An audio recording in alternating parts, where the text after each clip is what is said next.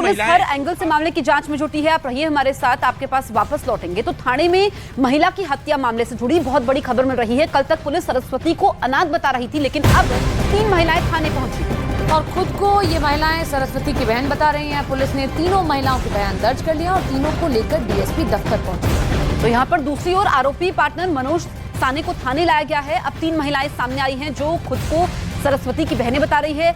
अब इनके बयान दर्ज कर लिए गए हैं। पुलिस हर एंगल से मामले में जांच में जुटी हुई है, क्योंकि सरस्वती अब तक खुद को अनाथ बताती थी, ये जानकारी सामने आई है। और हमारे सहयोगी दिवाकर लगातार हमारे साथ बने हुए हैं। दिवाकर, जो ये 3 बहनें सामने आई हैं, ये क्या मुंबई में ही रहती हैं और इन्होंने क्या बयान दिए हैं?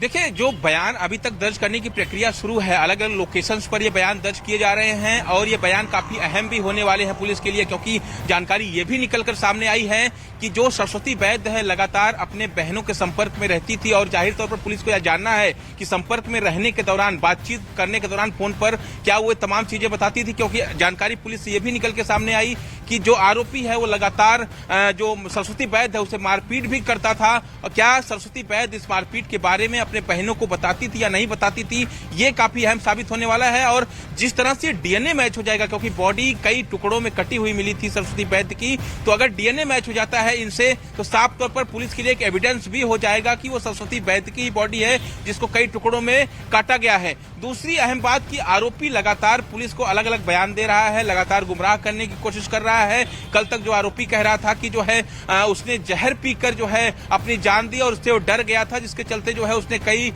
पार्ट में बॉडी को काटा और फिर उसको उबाल कर अलग अलग ठिकाने लगा रहा था। उसके बाद वो आत्महत्या भी करने वाला था। अब जिस तरह से आज ये जानकारी निकल के सामने आई कि आरोपी की जो मुलाकात है मृतका से वो 2010 में हुई थी और तभी से वो जो है लिविंग में रह रहे थे और 7 सालों से जो है वो मीरा रोड पे रह रहे थे।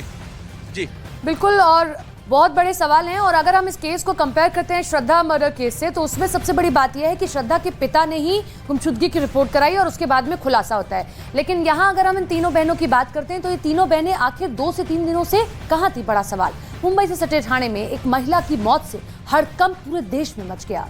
और जब हड़कंप मचा, जब एक महिला का शव कई टुकड़ों में एक फ्लैट से मिला, दावा यह है कि उसकी निर्मम हत्या लिव इन पार्टनर मनोज साने ने ही कर दी थी। तो यहाँ पर 3 महिलाएं निकल करके सामने आई हैं जो बता रही हैं कि वो सरस्वती की बहनें थी। अब ये नया एंगल निकल करके सामने आया है, पुलिस जांच में जुटी है। सबसे बड़ी बात, आपने हत्या के, मर्डर के और भी केसेस देखे होंगे, लेकिन जिस तरीके से इस आरोपी ने लड़की के शवों के टुकड़े किए वो डराने वाले हैं। मुंबई सिटी मीरा रोड के महिला की हत्या का मामला अब उलझता जा रहा है। दरअसल आरोपी के लगातार बयान बदलने की वजह से पुलिस ने जांच का एंगल चेंज कर दिया है। दावा है कि पहले तो सरस्वती को अनाथ बताया गया था, लेकिन अब 3 महिलाएं आती हैं, थाने में पहुंचती हैं और खुद को सरस्वती की बहन बताती हैं।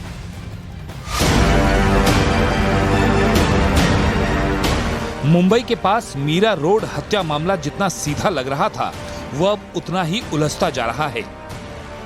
आरोपी पार्टनर मनोज साने के बयान लगातार बदलते जा रहे हैं, जिससे जांच की गुत्थी और उलझती जा रही है। आरोपी के लगातार बदलते बयान की वजह से उस पर शक की सुई और गहरी हो गई।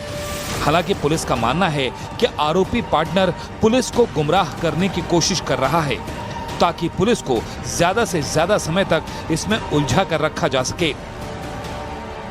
लेकिन पुलिस भी अपनी जांच के दायरे को बढ़ा रही है। इसी बीच 3 महिलाओं के नया नगर थाने पहुंचने पर वहां हलचल तेज हो गई।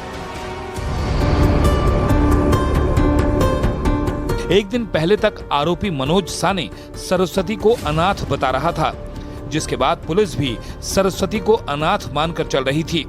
लेकिन अब नया नगर थाने पहुंची 3 महिलाओं ने खुद को सरस्वती की बहन होने का दावा कर दिया, जिसके बाद पुलिस ने पहले तो तीनों महिलाओं का बयान दर्ज किया, फिर तीनों को डीसीपी दफ्तर ले गए। दावा यहां तक किया गया कि सरस्वती वैद्य ने अहमदनगर जिले के एक बालिका आश्रम से पढ़ाई की थी। वहां उसने 10वीं तक की पढ़ाई की थी। आश्रम के एक शिक्षक का दावा है कि सरस्वती वहां 2005-2006 में पढ़ने आई थी। 10वीं के बाद वो कहां गई, इसकी जानकारी स्कूल प्रबंधन को नहीं है। इसके साथ ही दावा किया कि वहां पर सरस्वती का अच्छे से पालन पोषण किया गया था। बताया गया कि जब सरस्वती 18 साल की हुई तब आश्रम से अपनी बहन के यहाँ चली गई थी। हालांकि अब पुलिस ने आश्रम पहुंचकर जांच की। हाँ, ती एक अनाथ विद्यार्थिनी होती। 2005-06 मध्ये ती शिकत होती। त्यावेळेस मी ज्युनियर कॉलेजला शिकवायचो। हा चार्ज जो आहे तो मला आत्ता मिळालेला आहे, त्यामुळे तिच्या बाबतीत मी एवढं सांगू शकत नाही। परंतु कालची जी निंदजनक घटना आहे, आमच्या संस्थेने तिचं चांगल्या प्रकारे पालनपोषण केलेलं होतं। लिव इन पार्टनर के साथ दरिंदगी और निर्मम हत्या के बाद से ही हड़कंप मचा है, लेकिन अब देखने वाली बात होगी कि पुलिस इस मसले को कब तक सुलझा पाती है। हालांकि कोर्ट ने 16 जून तक आरोपी मनोज साने को पुलिस हिरासत में भेज दिया।